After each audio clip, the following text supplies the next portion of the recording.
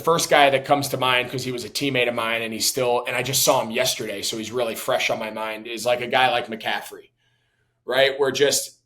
And it's hard to describe to people the level of work and the focus and the maturity that he's had since he walked into our building when we drafted him as a rookie back in, 2017. And how just wise beyond his years was with how he took care of his body, to how he studied, to how much pride he took in being a good teammate, and how much pride he took if he messed up an assignment or he fumbled or dropped a pass. Like he wasn't embarrassed, and he didn't feel bad for himself. Like his first instinct was like, I'm letting my guys down. Like it hurt him more because of what he thought we all felt. And we're like, dude, you're great. Like you're the least of our problems.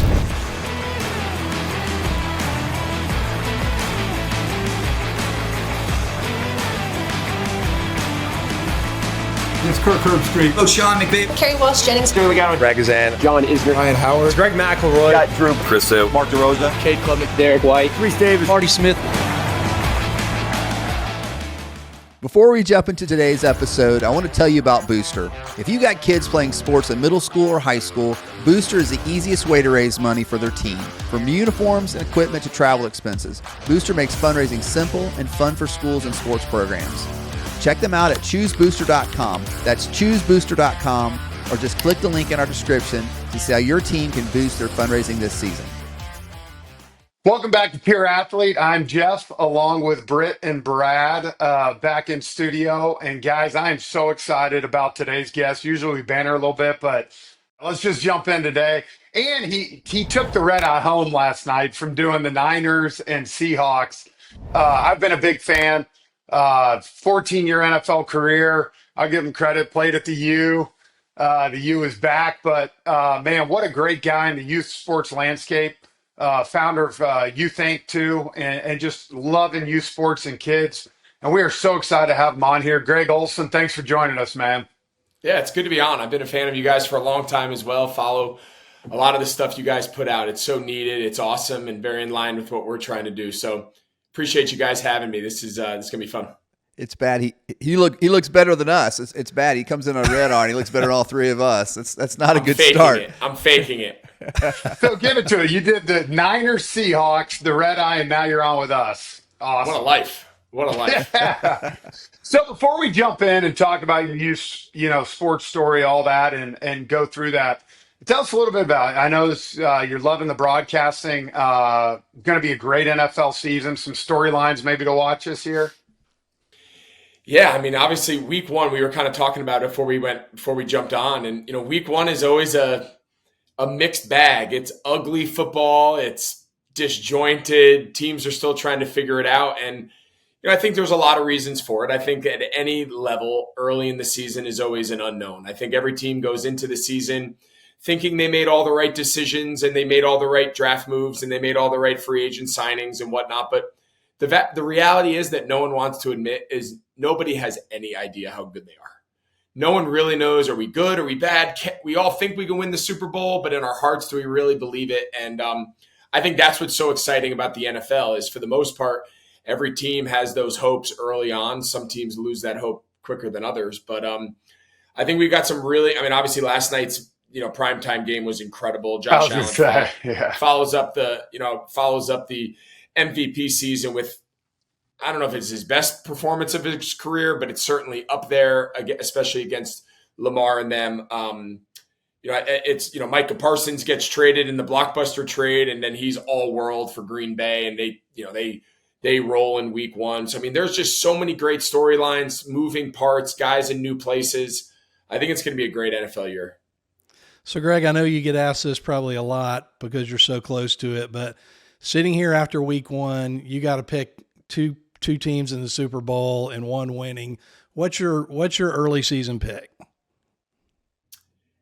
It's a great question. In the NFC, and again, I'm not a hot take guy, so I'm not going to sit here and throw some off the wall team. I'm a big believer there's a reason certain teams are perennially in the mix and others aren't.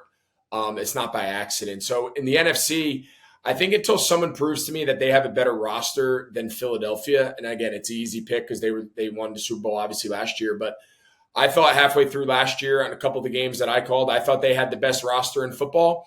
I still think they have the best roster in football. I think on opening night, they weren't perfect. Very few teams were, but I still think their paths to victory are so multiple, and they can do it in so many different ways. They're good on both sides of the ball. They've got a lot of young talent. They've got vets. It's a really good mix. I think Howie Roseman's as good, if not the best front office guy in football. And obviously they've proven it. So I think in the NFC, it goes through them. The AFC, I think, is a little more interesting. I think the two teams we saw last night, right? I think Baltimore and Buffalo. Kansas City's always going to have a chance. I'm not sure if they're quite up to the level of the others right now. But it's always been a three-headed race there. I don't know. Kansas City, I'm still a little on the fence. I got to see some more of them. I think Mahomes playing hero ball every down is just hard to sustain. And then there's really that next tier in the AFC because they have they have so many of the quarterbacks, right? There's Denver, there's the Chargers. I thought looked amazing. So that next tier of AFC teams, because they're so good at the quarterback position, they've got a bunch of teams that can compete. I gotta ask this question before we move on, though. Changing subjects a little bit. What's your prediction for the Canes? How far can the Canes go this year? Man, last year ripped my heart out. I thought we were at the minimum going to make the college football playoff, and then we fell apart there at the end of the year. I try not to get too hyped up about early wins because we all know college football, you could look amazing, and then the next week it looks like you've never played before. I love Mario Cristobal. He was my tight end coach in college. I've known Mario since he recruited me coming out of New Jersey when he was at Rutgers with Greg Schiano. So I've known him since I was a kid. Still talk to him almost weekly. He's just a guy I love and support and want to see him do well.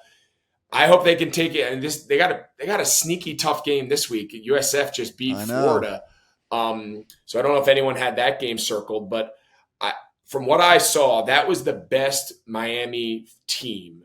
Size, speed, athleticism. That looked like the Miami locker room I walked into 100 years ago. Physical, fast, aggressive, flying around. The stadium was buzzing. That was the best version of Miami football we've seen in a long time. And I'm not surprised that Mario is the one that's been able to kind of bring it back to life. Well, I know this. My Clemson Tigers had me on. We were losing to Troy 16-3 at halftime.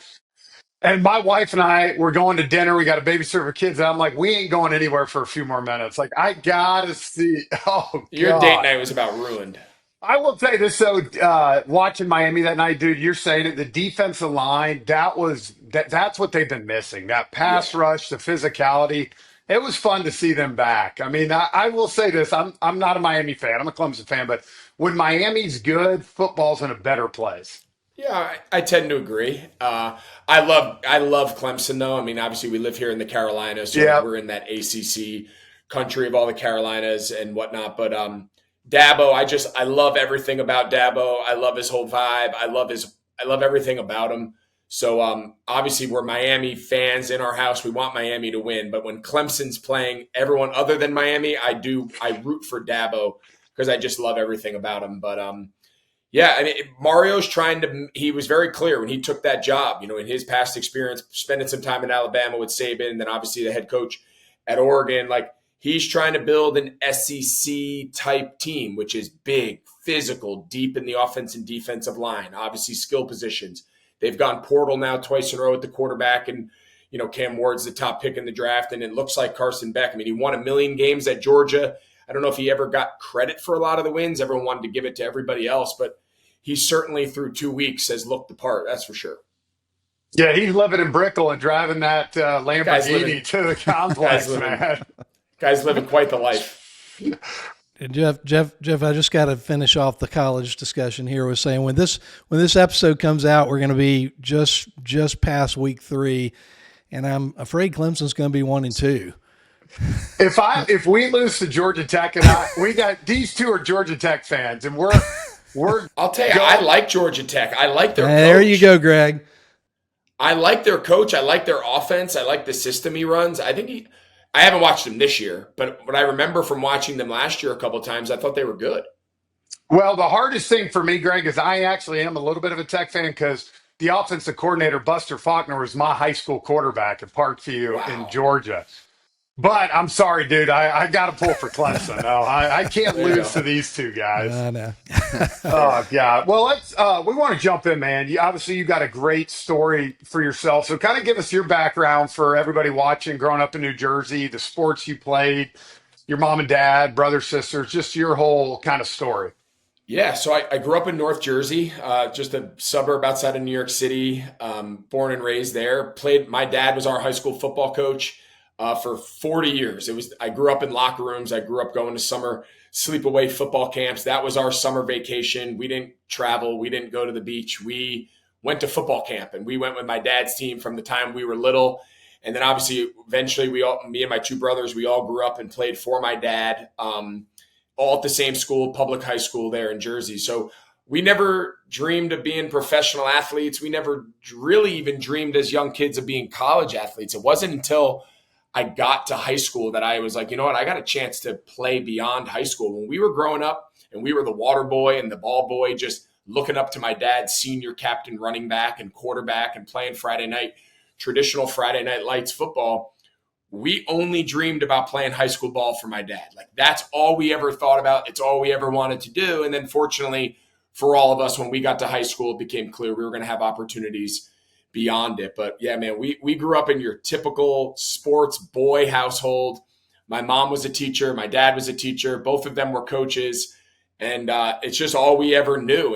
And I look back on it and say, it was the foundation that allowed me to have the passion, to have the insight, to have the experiences that I've done, but also part of the frustration as I'm like, hey, I'm now a dad of three.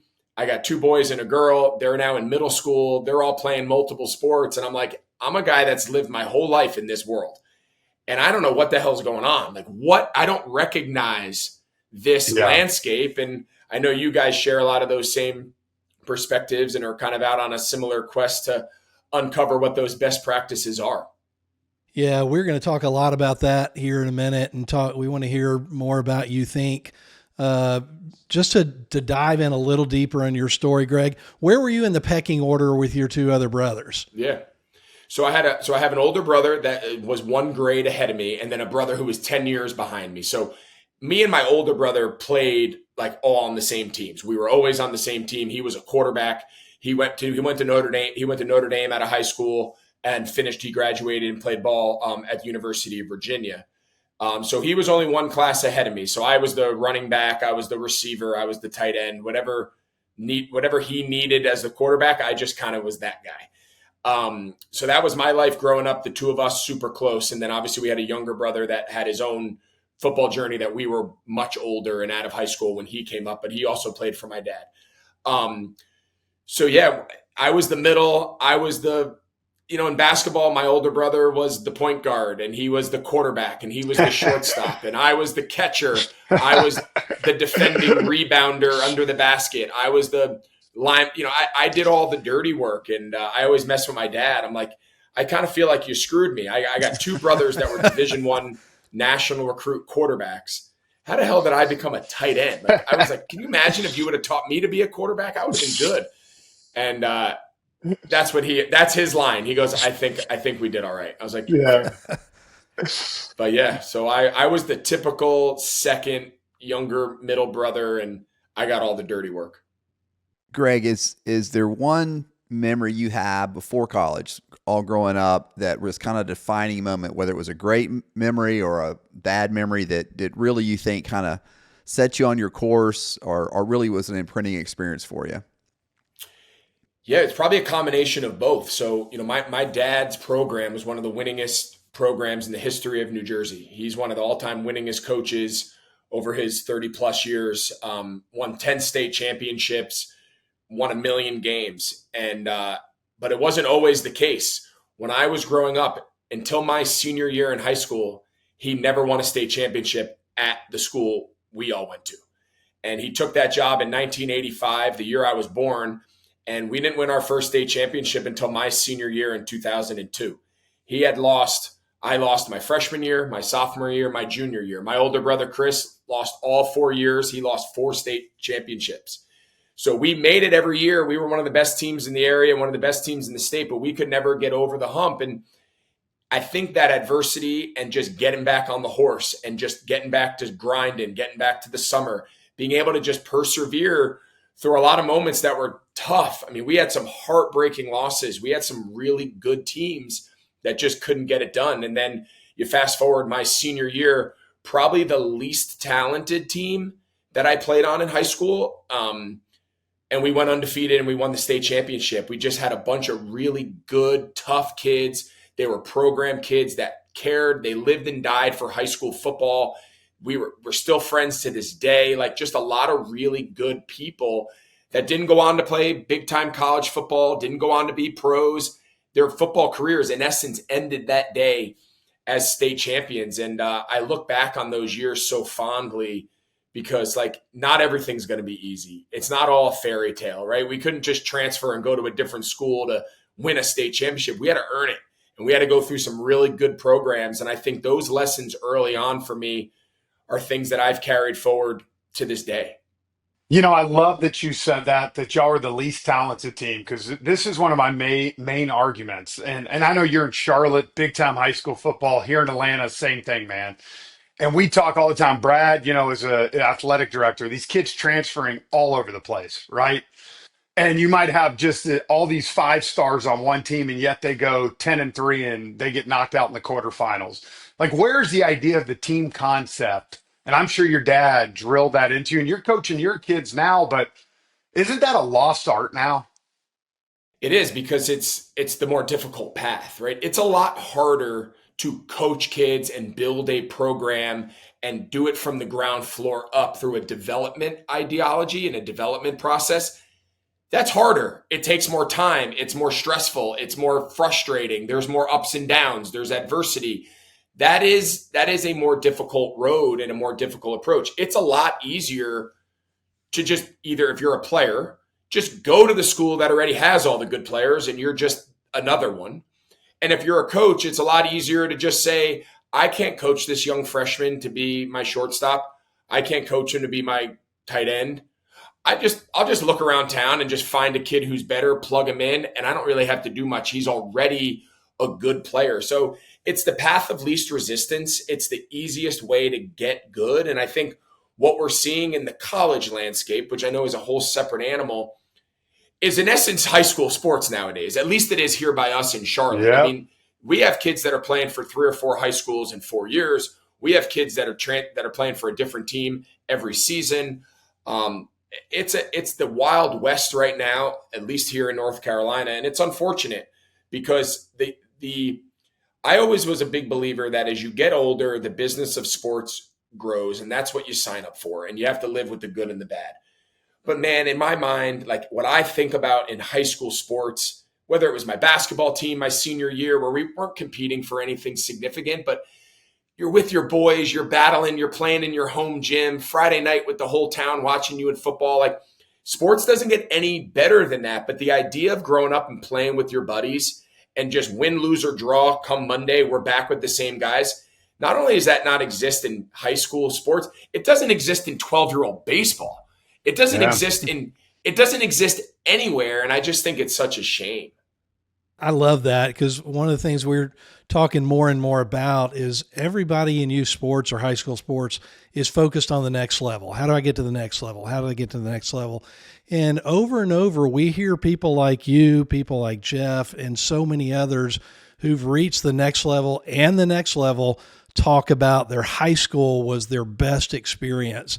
And yeah, we just need kids and families to enjoy the experience that they're in.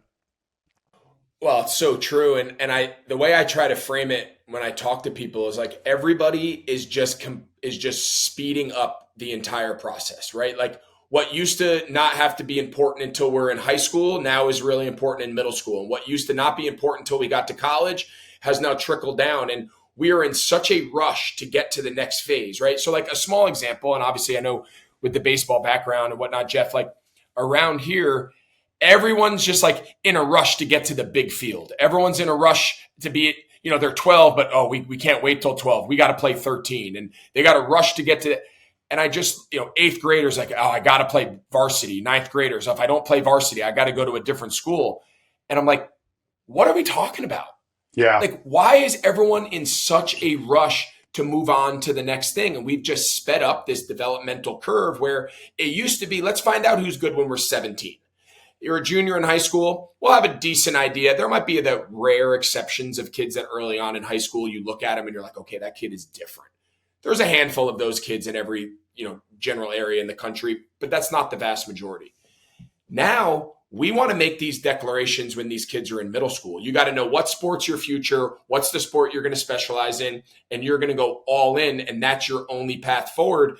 And I look around, I'm like, they're 12 years old. They don't even know what day it is. They don't even know where their shoes are. They haven't hit puberty. They've never had a girlfriend. They've never gone to a party. They don't know anything about the real world, and we're asking them to, at least in their sports experience, to find the one sport that they're going to do every day for the rest of their life. And I just think it's so misguided, and it's all because people have no patience. They can't wait their turn to be the starter. They can't wait their turn to play the appropriate level.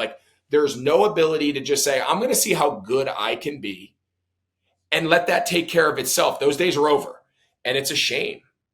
Greg, do you think it's really driven by the parents, though? I mean, that's what I see as an AD and with my kids, is that the parents feel like if my kid's not starting on a high school varsity team as a freshman, then they're behind. Or if they're not on a certain travel team by 13U, then they're not on the right track that we see them possibly getting a scholarship. Do you think it's kid-driven? Do you think it's parent-driven?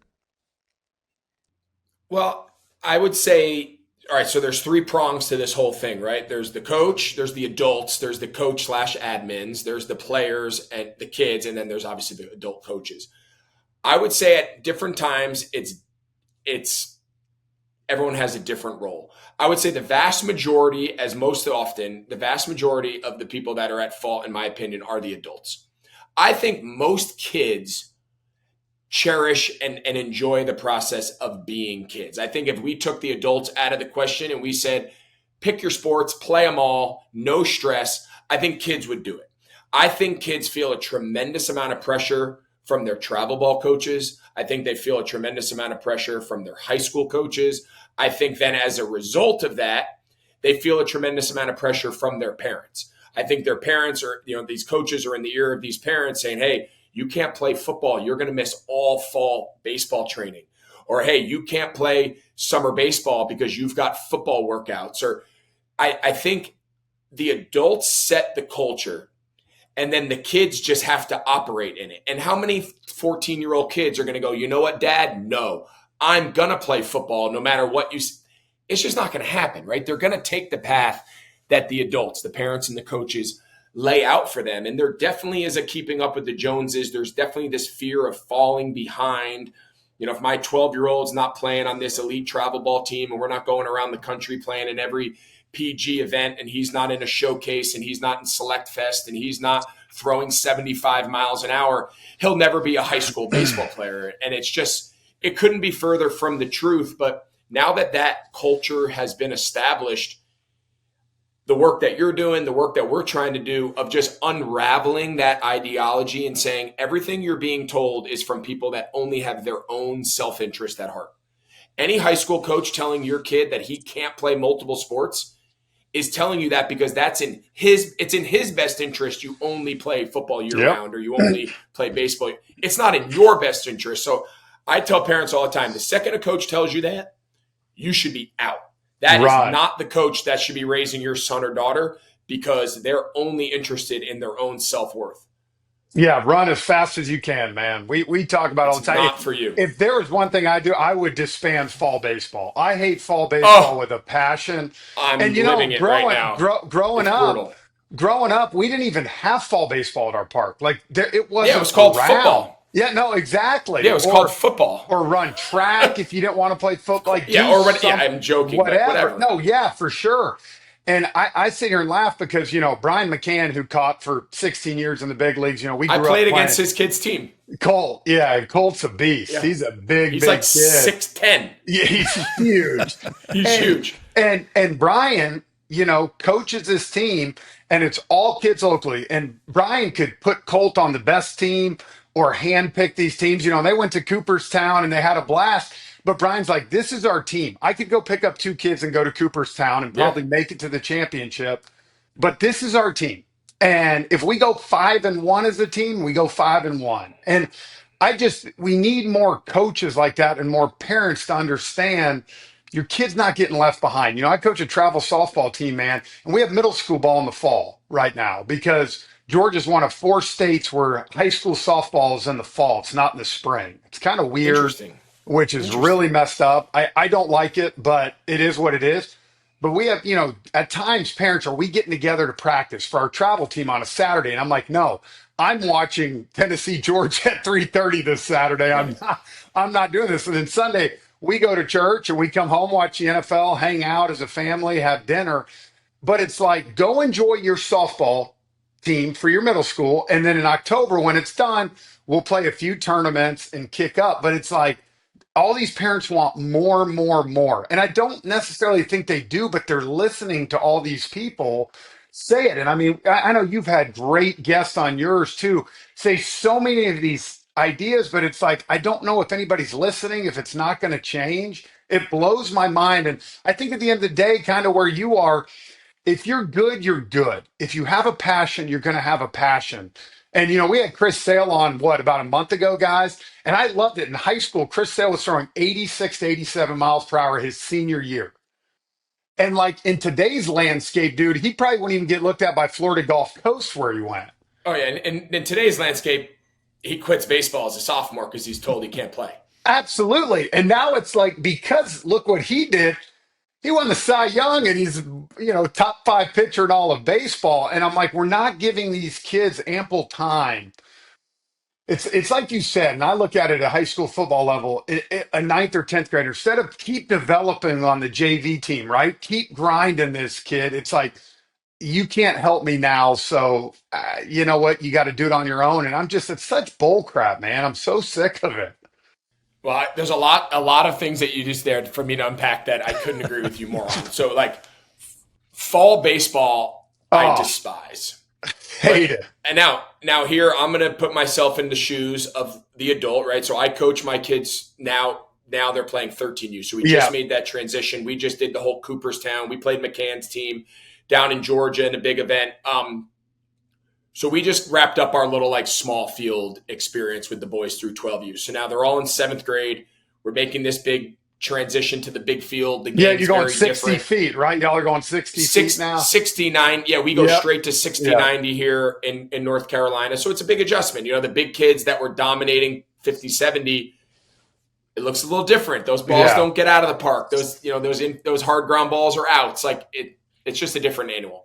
But anyway, what the issue that we have here is our kids, it's twofold. Number one, our kids will go try out for the middle school team, which our school is very competitive. Our school baseball program is very good. Like getting kids drafted, multiple kids a year going to Power 4 colleges. Like it's a very competitive, good baseball program. Small little Christian school, but relative to its size has a really good program. So if you're going to go try out for that team in February with a bunch of kids that are only playing baseball, not all, but the vast majority are only playing singular sports in school. If my kids don't do anything because it's football season and then they go out for the basketball team, next thing you know, it's February and they got to show up to this tryout. Every kid there, right, wrong, or indifferent, you're going, all this kid has done is take ground balls in BP for the last 6 months while you were at football and while you were at basketball. It's all they've done. Those are the kids you're competing against. So what do? We play fall ball because you want to get used to the big field and you want to get at bats from 60 feet and you want to get on the mound and you want to do all these things out of fear. In the old days, when we were growing up, the kid you were walking into the basketball tryout with was on your football team. And then when basketball season was over, you all walked out of the gym and you all went to, and it was the first time you all picked up your bat. You were all in the same boat.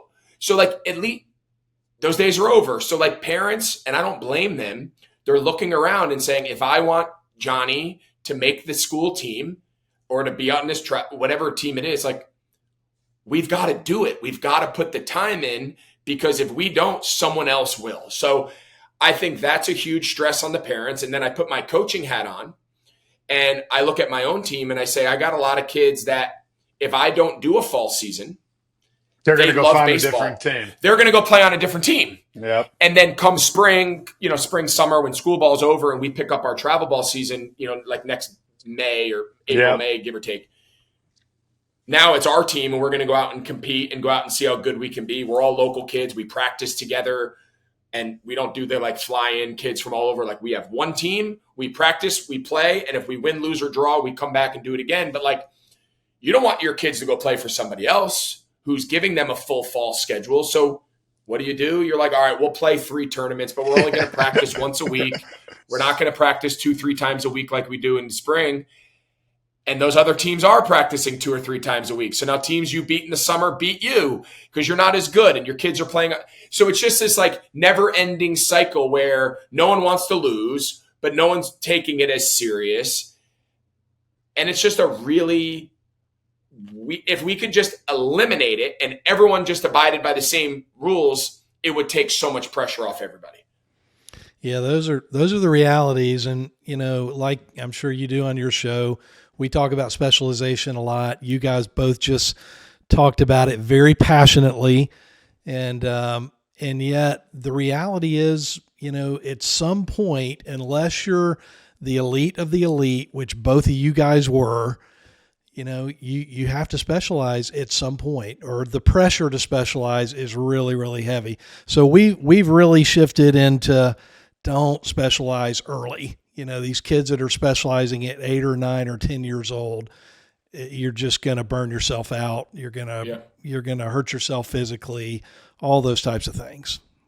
Yeah. So what I think is happening and what the science and the studies are showing is, because of our specialization mindset here in America, we are creating better young athletes. Our athletes now at a young age, there is no question. Yep. The singular-minded skill development in whatever the sport is, our kids are better now at their sport at younger ages than at any time in history. That is not debatable. What the specialization does get your kid better earlier. What they're also finding is our kids are not better later. We are not creating a better long-term athlete because everything is such a heavy skill focus. Kids are better pitchers. They're throwing harder. They're better hitters, fielders. Their glove work is better. They're better receivers. Everybody's got a quarterback coach. If your daughter's a volleyball player, you have her in individual volleyball training in between her team stuff. It expedites the path to being good young. But because they miss out on that wide berth, because they miss out on the macro level athleticism at the young age, when the brain and the neuro system is all still kind of formulating, we're not getting the longer term high level athletes to the degree that we used to. That's what the studies are saying. That's what the science is showing. But it's hard to convince people that are saying, my kid is so much better once he quit football or once he quit basketball. It's hard to convince them that yes, I know right now it feels right and it feels good, but I promise you in 10 years, it's not their best interest. No one's going to listen to that. No one's going to even entertain that idea.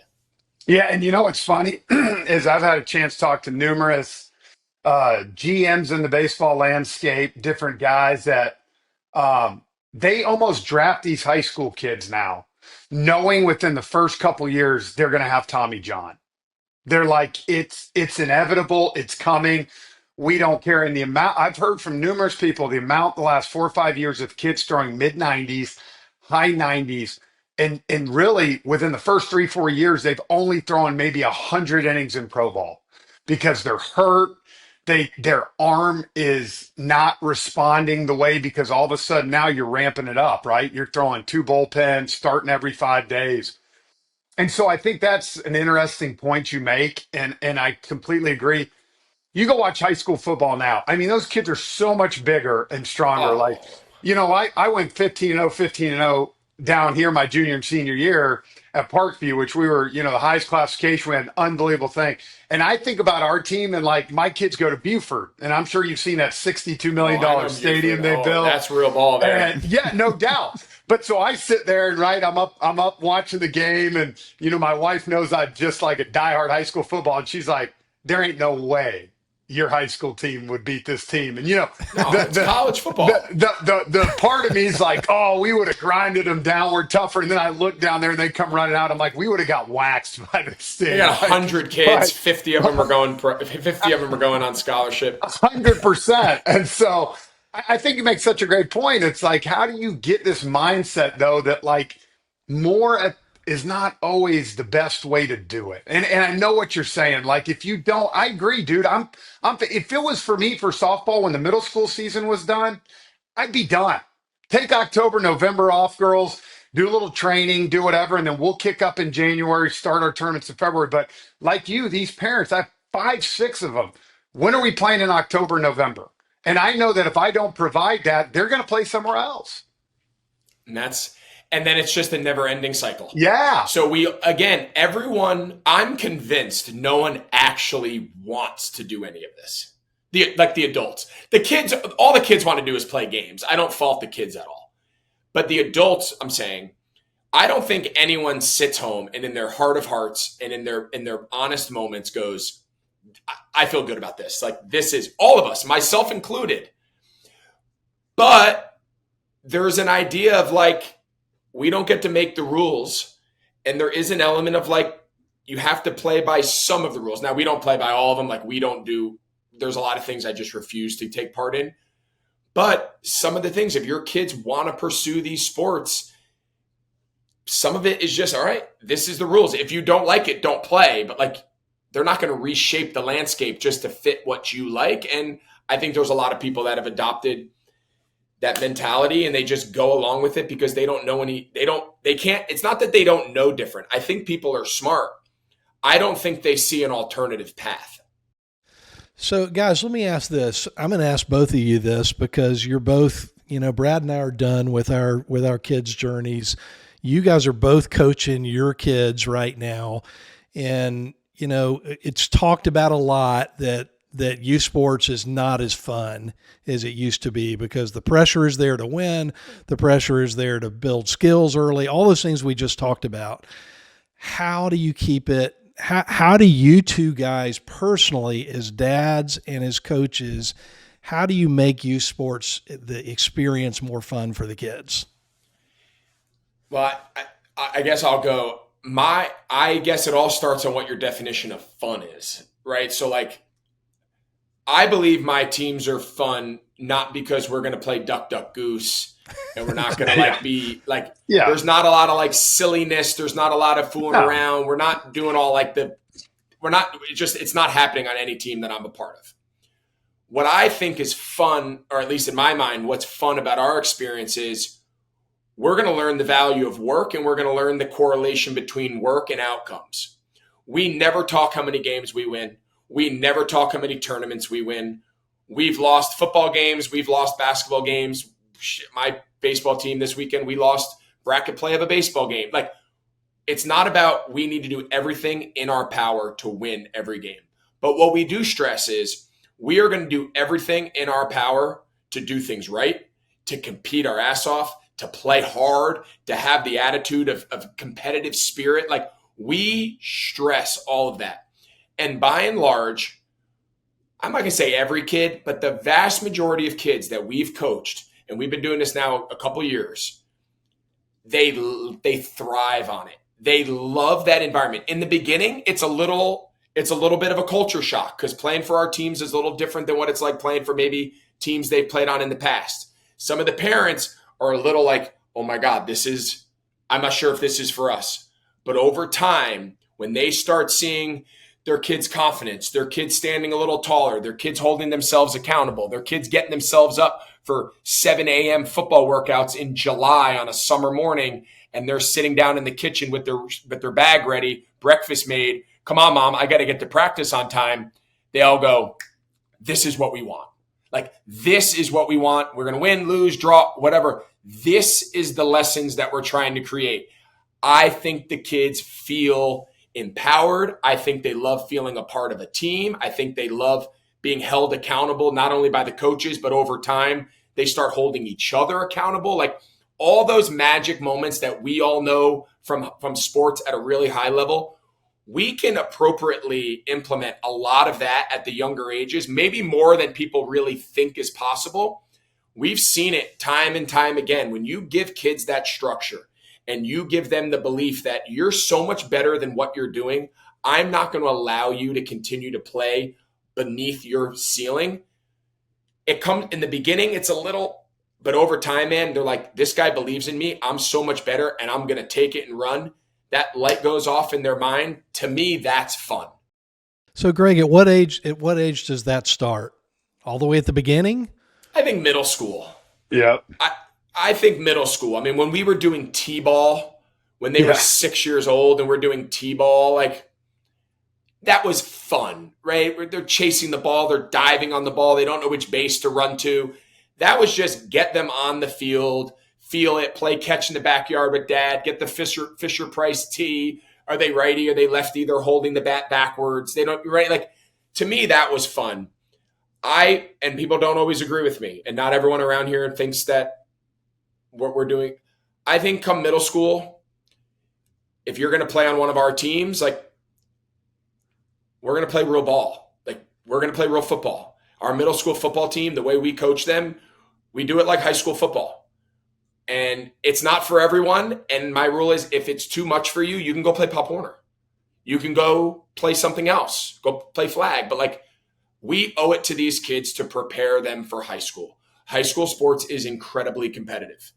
We're not going to undo that. It's going to get progressively more competitive as we move forward. So I believe we have the obligation as the middle school age coaches at our school to get these kids ready for what a year or two from now looks like when they enter high school. And we're never going to shy away from that. And we love it. We live for these kids. We live and die with their failures and their successes. And I think the kids, when they realize that the adults truly care about them, not because of the win-losses, not because of what the player can do for the adult, but that the adult truly wants to see that kid reach his or her greatest potential. I think when kids make that connection, it's really special. Yeah, and I think I agree with that. As far as what I like is Mark DeRosa was on here and said, there's a team for every kid. And, I truly believe that as parents, this is where I think parents, right? You have to have a grasp too on where your kid stands in the food chain. And we talk about this a lot. I got 4 kids, right? So I've got some that are a little more ahead of others as far as talent level, skill level. And that's kind of knowing your kid, right? Like, I coach a middle school softball team now, and I coach with the intent of, yay, we're going to relax. This isn't the World Series. Every pitch is not live or die. But Trent, who coaches the varsity team, is going to hold you to this standard. And so I'm going to do the same, because if you're not doing these things, you'll never play there in a couple years. But again, I think middle school, I love how you said middle school, because that's where I think kids start to understand the work that I put in is the result on the field. And if I'm not putting the work in, like you said, that's okay. Even for my kids, that's okay if it doesn't mean a lot, but we got to find another team or somewhere less competitive. Exactly. Or less intense. And with 4 kids, I'm sure I'm going to have 1 or 2 that wants to do it earlier at a higher level. And I'm sure that I'm going to have some that are going to be like, this is fun. And maybe it clicks eventually. But I'm sure, Greg, you can probably say this too. Like, when I was in high school, man, there were kids on my team that worked so hard. I mean, they truly did. And they just did not get a lot better. And, I'm not saying that, but that's why it's like, at some point it's the kid's journey, and you'll know how good they are one way or the other. I mean, there's kids that Yeah. just get off the bus in 10th grade, and they could probably not do summer workouts, and they're so gifted that they can just go out there and get the job done. Now, the higher you go up, obviously, that all the talent That doesn't starts. last for a long time. No, exactly, it doesn't. But I think in middle school, and we've kind of, me, Britt, and Brad have talked about this. There's almost like three things we talk about, like the K through 5th grade, where it is fun and you're developing a love for the game. You want the kids to want to keep coming back, so they learn, they know. And then middle school level, the kids start to decide how fast and how much they want. And if the parents really sit back and let them, you'll see when my daughter comes home now, hey, can we go hit at the cages? I'm not having to ask her anymore. Like she's wanting to do that because she knows she's getting better by doing this. And then the high school, right? Where it's all in like, I'm either wanting to play at high school or maybe at some point you're like, hey, I want to play in college. And I think that's the cool thing. I think as coaches, as parents, I'm sure you're the same way. There's a standard that you start to set as they get older. And the kids can either rise and meet that standard and not even with how many hits you get, right? Like it drives me crazy. And I'm sure you know this in baseball. I can't stand the parents of like, I need a hit right here. No, hit the ball hard. You can't Give me guide a a great ball. at bat. Give me I a would great at rather, bat. I tell my daughter all the time, I would rather have you line out 4 times. I mean, on a button to somebody than just bleed 3 in. Because in the long run, the harder you're hitting the ball, it will even itself out. And people know, right? Game Changer sucks. I hate Game Changer. I wish Game Changer was actually fired. My That my they kid were going to be a sponsor. Yeah, They were going to be a so much for sponsor that next week, sponsorship. but no, we'll tell them. no. We'll wait on them. It's okay. Let me No, let me I'm joking. rephrase this. Game Changer, who's keeping Game Changer, should be fired. It's like my kid went 7 for 15. I'm like, your kid didn't get the ball in the infield. They hit 15 Yeah. choppers, and It like was four over swinging bunts. exactly, and over time that's not sustainable. Like you got to be able to drive the ball. So I do like it because I think as the kids hit middle school, there has to be a standard that they know you got to do these things. And like I said, I think to my high school coaches, to the high school coaches that are at Buford and say, in 2 years, if you think you're going to give me that effort and you're going to do that for him, you'll be done. You won't even be on the team. No, and that's everything you just said is spot on. And that's, I believe, our role in all of this at the middle school level. And listen, we don't always do it right. Are there times that we don't get it right? Absolutely. But the bottom line is we have a role and an obligation to prepare these kids for the reality of not only high school sports, but just the reality of life, just the reality of what being an adult is. Like, not everything's going to be easy. You're not going to like every coach you have. You're not going to like every teacher you have. You're not going to get the right opportunities. Your effort is not always going to meet your outcome. Like, and what we try to stress with my own kids, and then obviously the kids that we coach, is like, if you don't fall in love with the process, and I know it's such a cliche word nowadays, is like process, but if you don't fall in love with the work, if you don't fall in love with just the weekend outcomes, the game outcomes are what they are. You went 0 for 3 or 3 for 3. My first question to my kids is, what'd you do Monday through Friday? Did you feel like you got enough swings? Did you feel like you did your arm care routine? You weren't great on the mound.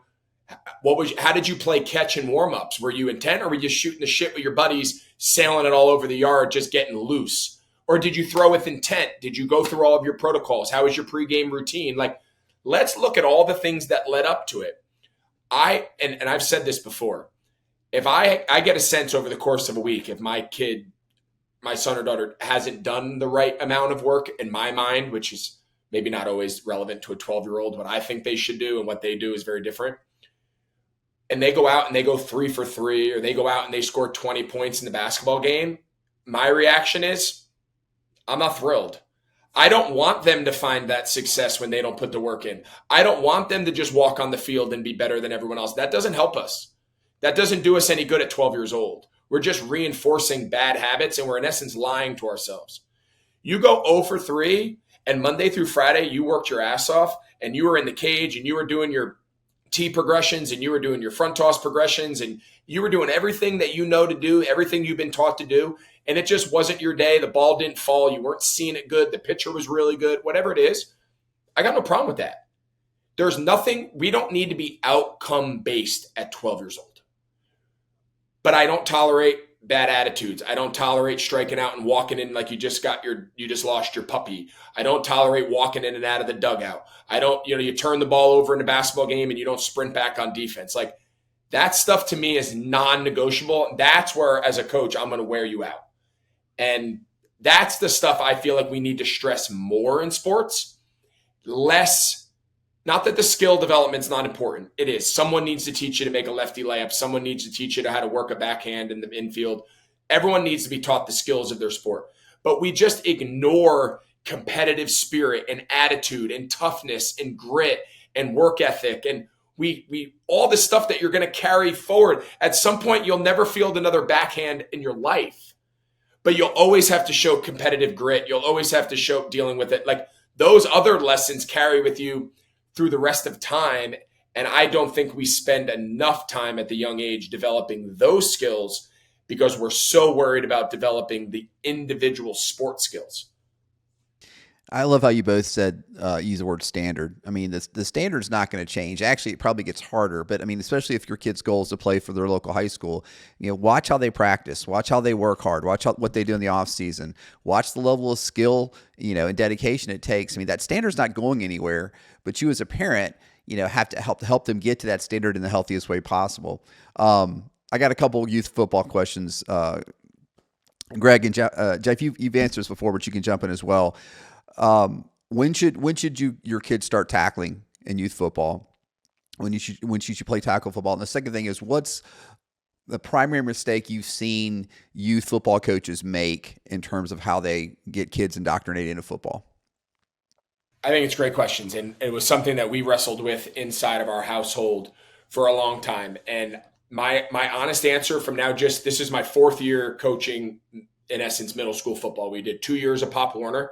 And then when my oldest son, at our school, you can start playing. It's a K through 12 school. So we have middle school football starting in 7th grade. So we now coach the 7th and 8th grade team, and then they'll progress right up through the same school. So, which is really fun for these kids. They can play together for a long period of time. And we feel like we can give them like a good foundation to carry into in what's a good high school program. So to answer your first question, I never let my 2 boys play tackle football until I coached them. I have seen enough of football in my day. If I have a bad baseball coach, I might not get a hit, but I'm not going to get hurt. And I have a bad basketball coach and he doesn't teach me how to shoot a good jump shot. Next year, I just find a different coach. But throughout the course of the year, I might not have scored many points and my team might have lost, but I didn't get hurt. And I still want to play basketball because it's kind of fun. Football is a different animal. It is so hard. It is physical. You can scare kids out of football who might end up loving it. You can scare them away by introducing it to them in the wrong manner, let alone hurt them, and maybe destroy any hope of that kid ever as he gets older playing the sport. So I think youth football coaches, more so than any of the other sports, have such a responsibility to introduce the game of football the correct way and keep kids loving the game. And that's not to say that we're not physical. That's not to say we coach physical and violence and all of that to the nth degree.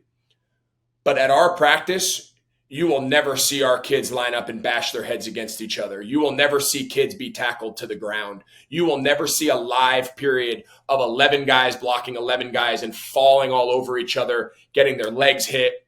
You'll never see that at our middle school practice.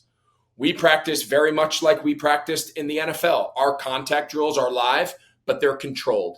There's 2 guys on each side of the ball. It's in a confined space, and the opportunity for injury and whatnot is very much reduced. We don't tackle our ball carriers to the ground. I don't need kids falling and hitting their elbows, their head.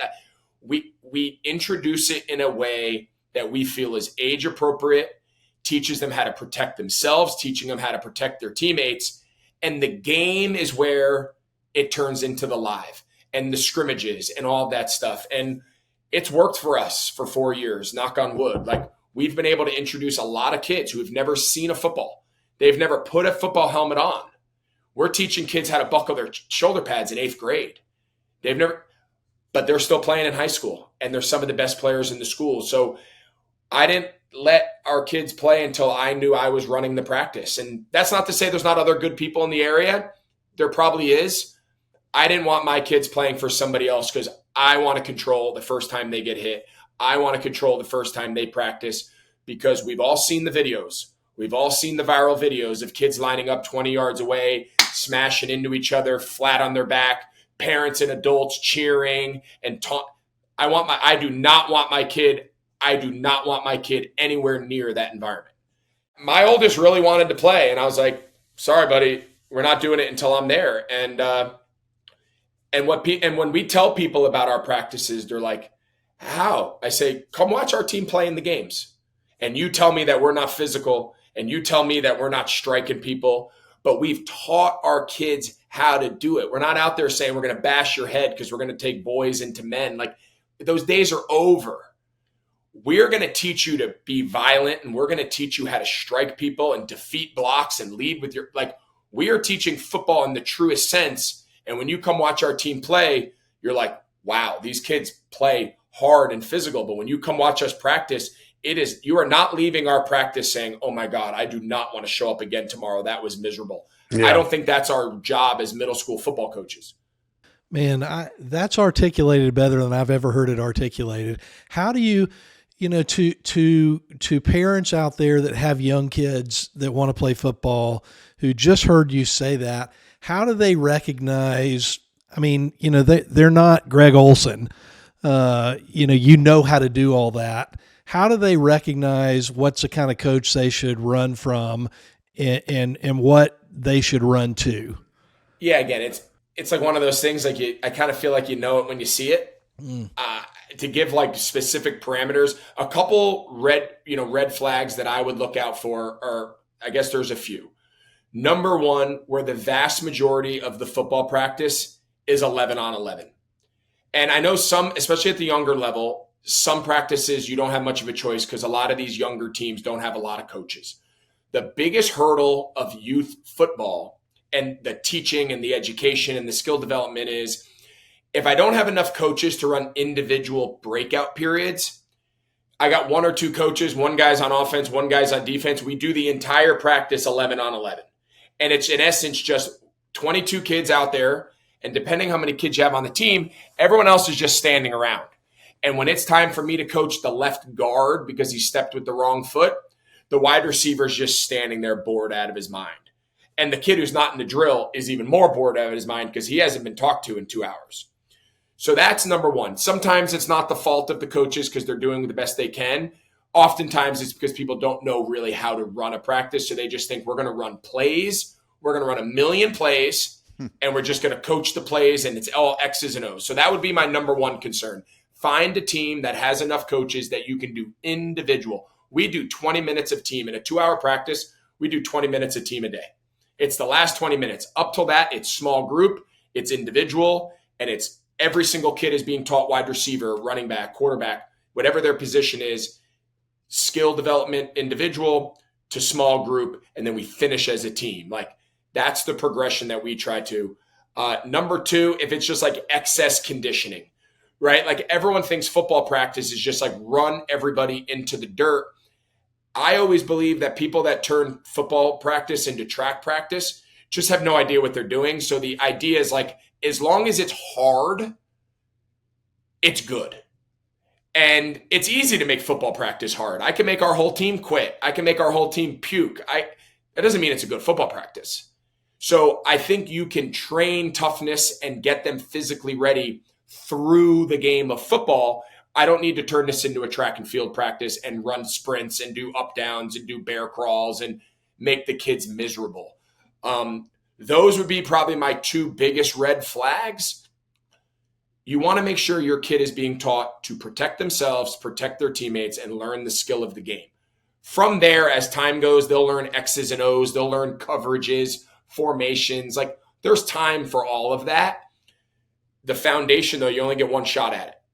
So Oklahoma on the first day is not a good thing. Is that a red flag? Oklahomas. We don't do a lot of no Oklahoma. Again, I'm sure people do. We don't.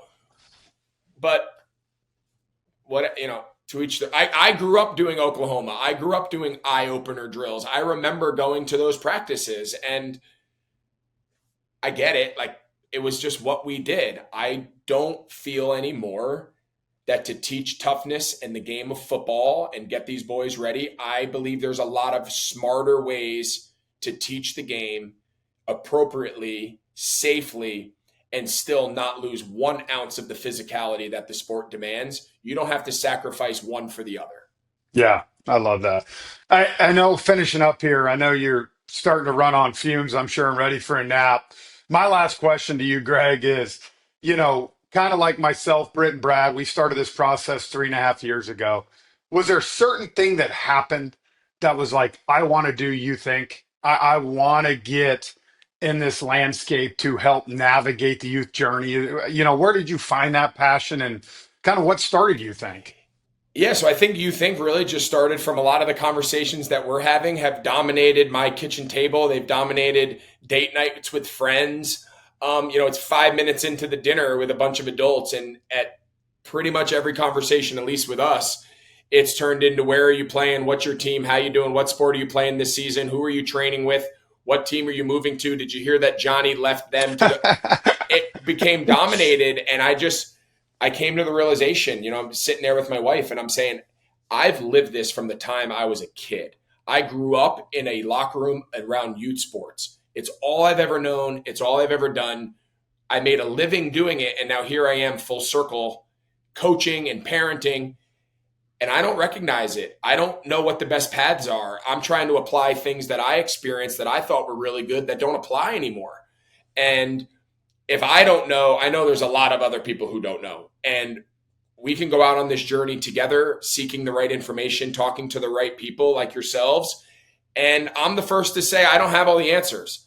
I haven't always made all the right decisions parenting my kids, coaching my kids. There's a lot of things I look back on and say, I wish I would have done that different. Or, you know what, I regret that ride home. I regret that. That's a weekly process for us. But through this whole mission at You Think, and I'm sure you guys get a lot of satisfaction with what you're doing at Pure Athlete, like as much as I'm trying to get this information to our listeners, I'm probably learning more and trying to apply more of these lessons myself than anybody. It's almost like a little bit of a self-serving mission along the way, and I'm not too proud to admit that. Jeff talks about that as well, and one of Brad and I's regrets is we started this at the end of our journey. Yeah. Because we've learned so much that we wish we could have applied. Greg, tell folks, you guys got a lot of great content. And one of the cool things that you have, I think it's youthink.com, but y'all sell a ton of great fan gear for schools. I mean, I've gone in and put our high school in, boom, there's incredible fan gear there. For the high school. Tell folks a little bit more about, what they find. Yeah, so it's kind of a twofold platform. Obviously, the content is the consumer facing. That's the education, the entertainment, the interviews, and whatnot. And then the parallel component to the company and the platform is the commerce. And for anyone who has a kid playing youth sports or at a high school, the team merch situation around youth sports is a disaster. It's clothes that don't fit. You got to do these like weird windows where like you can only order baseball stuff for your school for like 2 weeks and then it like disappears out of the universe. So like if you want to order a baseball t-shirt for your kid's school in like June, you can't. You got to wait till February. It's like so bizarre. So you can go to youth.inc. That's our platform. The idea and what we're working towards is like we want to enter into like official relationships with as many schools, as many travel programs across the country as humanly possible. And there's a revenue share opportunity. These schools can actually participate in the revenue generated through selling their merchandise on our platform. It's all premium gear. It's all premium brands that you and your wives wear on a weekly and daily basis. The difference is now it can all be customized and all customizable to be what we always say is like your favorite team is whatever your kid's playing for. Yep. And why should that experience be any different than if you bought an Atlanta Braves polo or an Atlanta Braves t-shirt from Fanatics or wherever? So like we're trying to recreate that. We want to enter into these relationships with these schools. There is no real big presence of licensing in the school world. So like we can sell everyone's gear. We'd rather do it with their participation and let them take part in the revenue that we generate. So that's the word we're trying to get out. Like we're not trying to do this behind people's backs. Like we want to be along with you, give you the platform for a 12-month a year around the clock. You want to buy one item or you want to buy the whole school worth of stuff. You can do it all through youth.inc and get really high level premium fanwear customized to whatever your favorite youth team or school is. Greg, my final question for you, man. We'll let you go. Who's the one guest you've had on that might have shared something that you're like, wow, I never looked at it that way, or Same kind of thing for you. Like I have gotten so much out of this, man. My Yeah, son's 9, and he just playing tackle football this year, first year, and feeling the same way. nice. I was all like ready at 6 years old to put him in pads. I remember we had our first guest ever was Jason Campbell, and Jason was like, "Dude, don't let him Yeah, start too early. These guys don't know what they're doing. They yeah. don't know whatever." So, who's that one guy or girl that you've had on that just was like said something that enlightened you, and what was it? Yeah, probably one of my first guests. I had him on years ago, and he's now a partner with us at You Think. And he was one of my co-hosts when we interviewed Malcolm Gladwell a couple weeks ago. We all sat together in New York for that interview, which was incredible. I mean, Malcolm Gladwell was always like the white whale. Like he was always the guy that I thought, like we've all read Outliers. I think I told him, I was like, you've changed how people think of reclassing, and like people are now like picking their birthday. It's a weird, like you've changed a lot of how people, and I meant that like in a positive. He's got people thinking about that. So he's obviously done a lot of landmark work in this whole world. But Dr. Michael Gervais was a guy that I met just when my short time in Seattle. He's worked closely over the years with Pete Carroll and Olympians, and just a really, really sharp thinker, sports psychologist. And he was one of my first guests that I had years ago, and now we've had him on a million times, and he's become a regular. He has said some things that have made me go, okay, I'm on the right track here. Like I see eye to eye. And he's also said things where I was like, oh, okay. If I'm being honest with myself, I'm probably not doing this right. So he's really challenged me to be open-minded. Have I changed all of the things? No. I'm more conscious of it now Yeah. than I ever was. And he's become a friend. He's become just a person I can rely on, I can talk to, I can bounce things off of. But yeah, Dr. Gervais, he's been as impactful in this You Think movement as anybody. Man, well, I tell you what, man, we can't thank you enough. I know you got to get some sleep. I'm sure you got football tonight. Squeeze a little 3 hour nap Yep, in never ends. between. But we appreciate who you are, man, what you stand for, what you're doing with You Think. And, I think we're all trying to figure out the best way to navigate this. But I know one thing, man, you have a lot of fun doing it, and it shows, and we appreciate you. Yeah, appreciate you guys. Thanks so much. Hey guys, if you enjoyed this episode, be sure to check out more videos from us right here. Don't forget to like, subscribe, and hit that notification bell so you never miss a thing. Follow us on social media at Pure Athlete Inc. for even more content. Thanks for watching, and we'll see you in the next one.